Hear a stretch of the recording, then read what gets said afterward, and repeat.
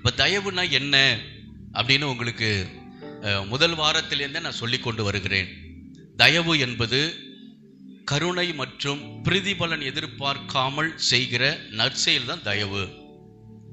கைமாறு கருதாமல் அடுத்தவருக்கு நன்மை செய்வது தயவு. பிறர் படும் கஷ்டங்களை உணர்ந்து ஆறுதலாகவும் உதவியாகவும் இருப்பது தயவு. சகிப்புத்தன்மையோடு நம்மளை கோபப்படுத்தியிருக்கலாம், நமக்கு விரோதமாக பேசியிருக்கலாம், குற்றப்படுத்தியிருக்கலாம், அவங்களுக்கு உதவி வர நேரத்தில் நம்ம மென்மையான குணத்துடன் உதவி செய்வது தான் தயவு. அப்போ இந்த தயவு நமக்குள்ள வரும்பொழுது நம்ம வாழ்க்கை ஆசீர்வதிக்கப்படும். அல்லேலூயா. இப்போ முதலாவது தேவனுடைய தயவு நமக்கு தேவை. இந்த தேவ தயவை வைத்து தான் நம்முடைய ஆசீர்வாதமான வாழ்க்கை அமைகிறது. ஆதியாகம புஸ்தகத்திலிருந்து நம்ம பார்த்தோம், நோவாவுக்கு தயவு கிடைத்தது, அவருடைய குடும்பம் ஆசீர்வதிக்கப்பட்டது, அவருடைய பிள்ளைகள் ஆசீர்வதிக்கப்பட்டார்கள், முழு உலகத்தையும் ஆண்டவர் அழித்தாரு. ஆனா நோவாவுக்கு மட்டும் தயவு கிடைத்தது. அல்லேலூயா. அதனால தான் அந்த குடும்பம் மூலமா இந்த முழு பூமியும் நிரப்பப்பட்டது.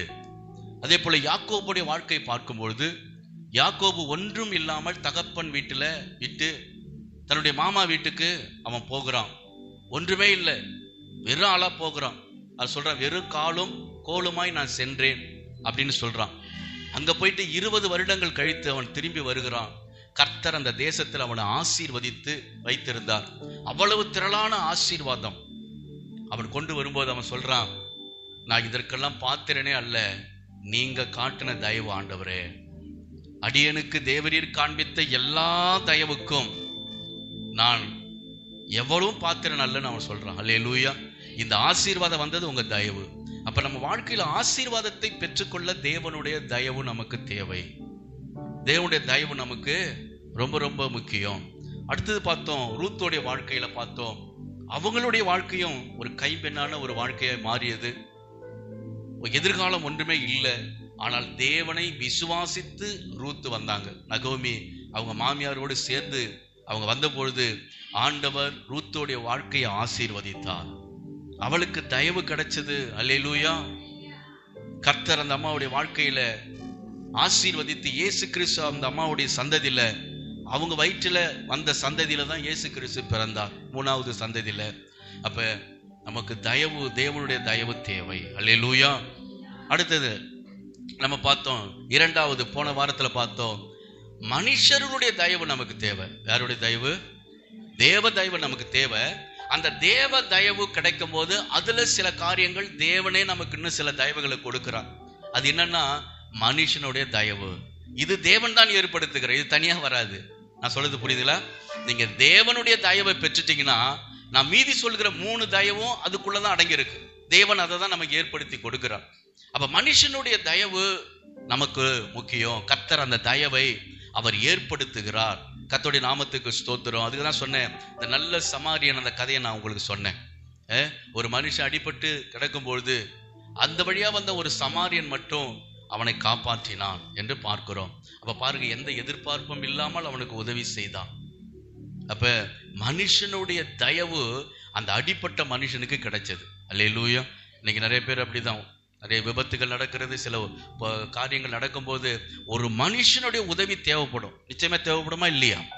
அந்த மனுஷன் சரியான நேரத்தில் உதவி செஞ்சதாதான் அவன் உயிரோடு இருக்க முடிய ஒரு சூழ்நிலை வரும். அப்ப இந்த மனுஷனுடைய தயவையும் கர்த்தர் தான் நமக்கு தருகிறார். அல்லேலூயா.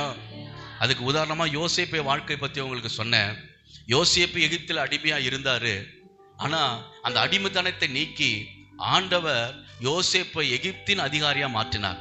அதற்கு 2 மனுஷனுடைய தயவு ரொம்ப முக்கியமா இருந்தது. ஒன்று, போத்திபார் அந்த வீட்டுல அந்த மனுஷனுடைய தயவு. அந்த எஜமான் யோசேப்பு மேல தயவு வைத்து தன் முழு வீட்டுக்கும் அரண்மனைக்கும் அவன் என்ன செஞ்சான்? அதிகாரியா யோசேப்பை வைத்தான். 2வது ஒரு மனுஷன், சிறைச்சாலை தலைவன். யோசேப்பை சிறைச்சாலையில போய் போட்ட பொழுது அந்த சிறைச்சாலையின் தலைவன் யோசேப்புக்கு தயவு காட்டினான். இதெல்லாம் யார் ஏற்படுத்தியது? கர்த்தரே ஏற்படுத்தினார். அல்லேலூயா. இந்த வசனத்தை நான் வாசிக்கிறேன். ஆதியாகமம் 39:21.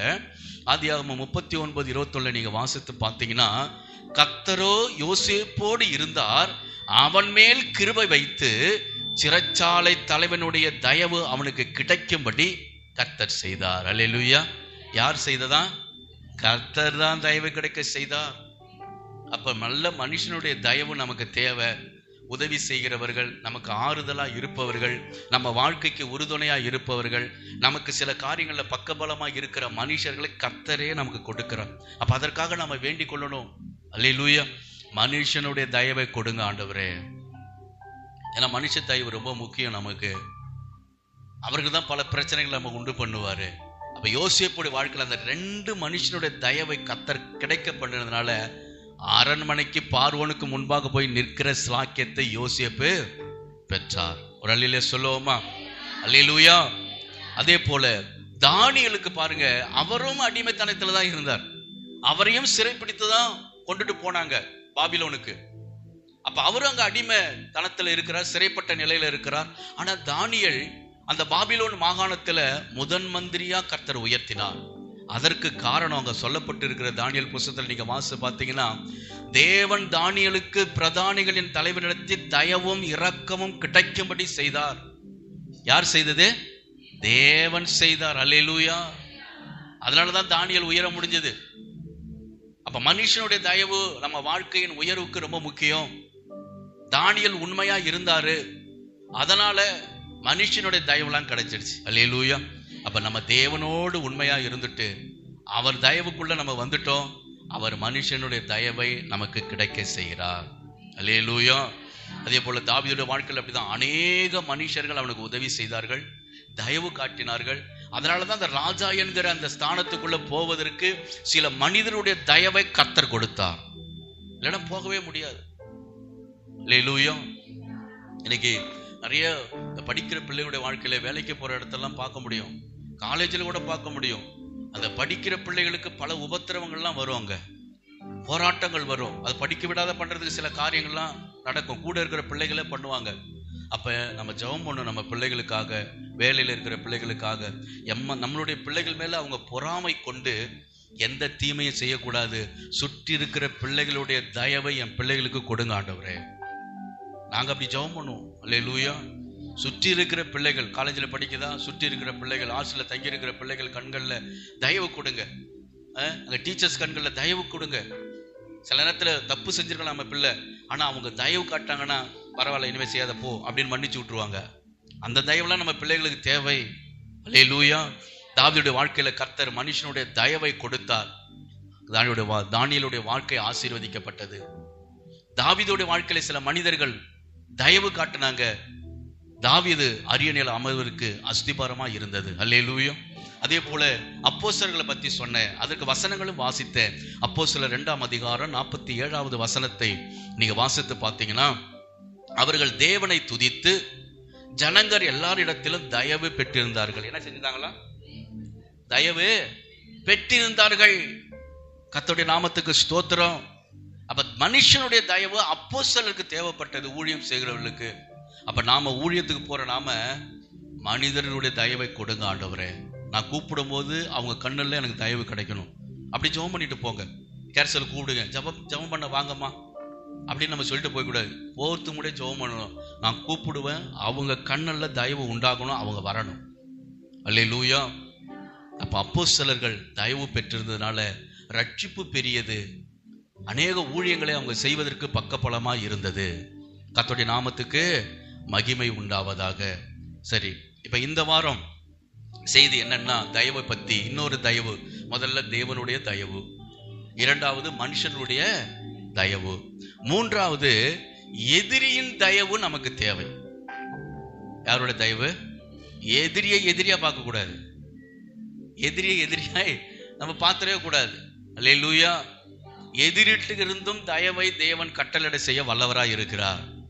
உனக்கு யார் எதிராக வராங்களோ அந்த மனுஷனே உன்னோடு வந்து சமாதானம் பண்ணும்படி கர்த்தர் மாற்றுவார். அதுதான் எதிரியின் தயவு. அல்லேலூயா. எத்தனை பேர் இதை அனுபவிச்சிருக்குன்னு எனக்கு தெரியல. என் வாழ்க்கையில நிறைய நான் அனுபவிச்சிருக்கிறேன். யாரெல்லாம் விரோதமா சொன்னார்களோ அவங்களே வந்து நமக்கு சமாதானம் பண்ணுவாங்க. அதனாலதான் நம்ம உடனே எதிரி வந்தாலும் அவங்களுக்கு எதிராக நம்ம எதுவும் செஞ்சிடக்கூடாது, பேசிடக்கூடாது.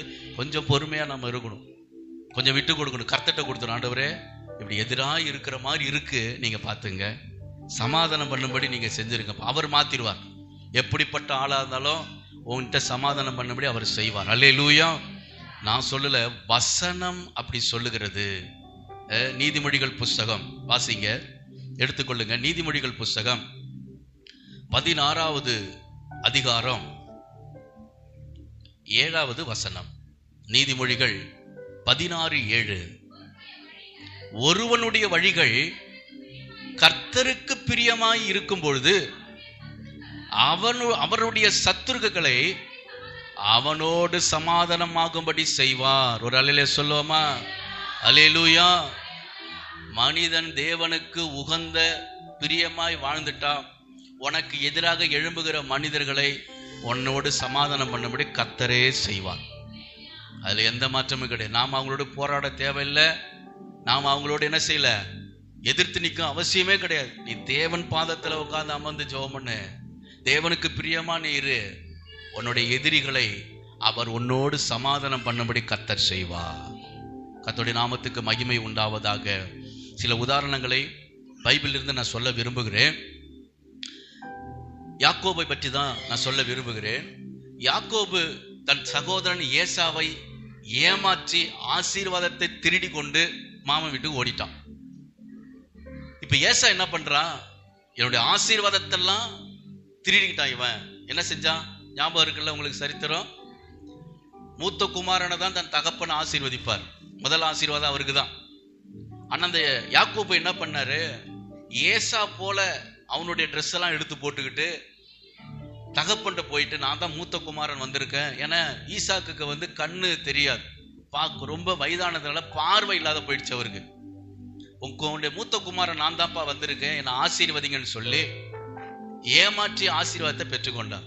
அப்படி இருந்தும் ஈசாக்கு எவ்வளவு முயற்சி பண்றார். ஏன்னா பேசுகிற குரலோ யாக்கோபுடைய குரல். ஆனா வந்திருப்பது ஏசான்னு சொல்ற, நீ கிட்டவா, உன்னை நான் தடவி பார்க்கணும் அப்படின்னு பாக்குறான். ஏன்னா ஏசாவுக்கு மூத்தவனுக்கு உடம்பெல்லாம் முடியா இருக்கும், ரோமமா இருக்கும் அவனுக்கு. அப்ப தடவி பார்க்கறான். இவன் நம்மால என்ன செஞ்சான்? யாக்கோபு ஆட்டு தோலை எடுத்து மேலெல்லாம் கட்டிக்கிட்டான் முடிய. அவர் தடவி பார்க்கும் போது எல்லாம் ரோமமா இருந்துச்சா, சரி ஏசா தான் வந்திருக்காருன்னு எல்லா ஆசீர்வாதத்தையும் கொடுத்துருவார். இப்ப ஏசா இதை கேள்விப்பட்டு என்னுடைய ஆசீர்வாதத்தை திருடிட்டான்னு சொல்லி, எங்க அப்பா என்னைக்கு சாகுறாரோ அன்னைக்கு இவனை நான் கொன்னுடுவேன் அப்படின்னா ஒரு பொருத்தனை பண்றான், தீர்மானம் எடுக்கிறான். இதை கேள்விப்பட்டு தான் யாக்கோபு பயந்து அவன் ஓடுறான். இப்ப யாக்கோபு போறான், 20 வருஷம் அங்க இருக்கிறான், 2 கல்யாணம் பண்றான், 12 பிள்ளைகள் ஆனார்கள், திரளான ஆசிகள் அதெல்லாம் வருது. இப்ப எல்லாம் தகப்பன் வீட்டுக்கு வரான். வரும்பொழுதுதான் நடக்குது, யாக்கோபு வருகிறான் என்று ஏசா கேள்விப்பட்டவுடன் அவன் 400 பேரை அழைத்து கொண்டு யாக்கோபை அழிக்க வேண்டும் என்று ஏசா வந்துட்டு இருக்கிறான். இப்பதான் யாக்கோபுக்கு பயம் ஒன்றும் தாங்கல, போச்சு இதோட முடிஞ்சிச்சு நம்ம கதை. ஏசா வந்தான்னா நம்ம குடும்பத்தையே அழிச்சிடுவான் அப்படின்னு இரவு முழுவதும் தேவனுடைய பாதத்துல அமர்ந்து ஜெபிக்கிறான் யாக்கோபு. அப்ப ஆண்டவர் அவருக்கு வெளிப்படுறாரு. வெளிப்பட்டு அவரோடு காலை பிடிச்சிட்டான். என்னை ஆசீர்வதித்தால் விட நான் விடமாட்டான் ஆண்டவர். ஒண்ணு அவர் சொல்றாரு, எப்பா பொழுது விடிய போகுது, நான் போகணும் விடு அப்படின்னு சொல்றாரு. ஆனா யாக்கோபு விடவே இல்லை. என்னை ஆசீர்வதிங்க, என்னை ஆசீர்வாதத்தை அவனுக்கு தெரியும். கர்த்தர் ஆசீர்வாதத்தை எந்த மனுஷனும் எதுவும் செய்ய முடியாதுன்னு தெரியும். உன் பேர் என்னன்னு கேட்பார். என் பேர் யாக்கோபு அப்படின்னு. யாக்கோபுன்னா ஏமாற்றுக்காரன் என்று அர்த்தம். அவர் சொல்றாரு, இனி யாக்கோபு உன் பேர் இல்லை, நீ தேவனோடும் மனுஷனோடும் போராடியதுனால, தேவனோடு நீ போராடியதுனால இன்று முதல் நீ இஸ்ரவேல் என்று அழைக்கப்படுவாய் என்று அவனை ஆசீர்வதித்தார். யாக்கோபு பேரு இஸ்ரவேல். அல்லேலூயா. அப்ப ஏசா வரான். யாக்கோபை பார்த்த உடனே அவன் மனசு மாறிடுச்சு. மனசு மாறிடுச்சு. வசனத்தை வாசிப்போம். மனசு மாறி ஆதியாகமம் 33:15 அதிகாரம் வாசிச்சு பாருங்க. ஆதியாகமம் 33 15வது வசனம்.